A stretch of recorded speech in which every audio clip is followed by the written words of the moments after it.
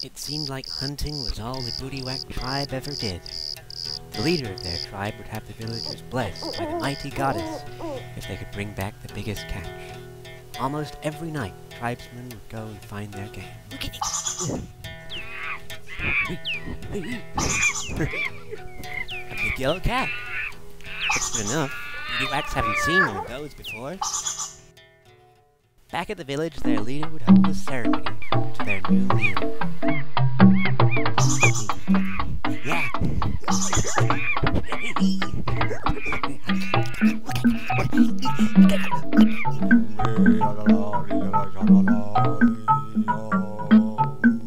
But their leader suspected something about this new animal.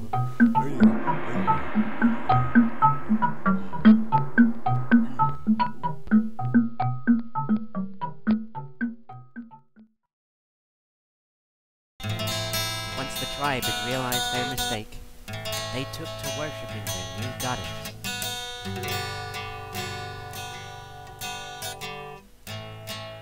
She could see that they would bend to her every whim, and she never looked back on the days before.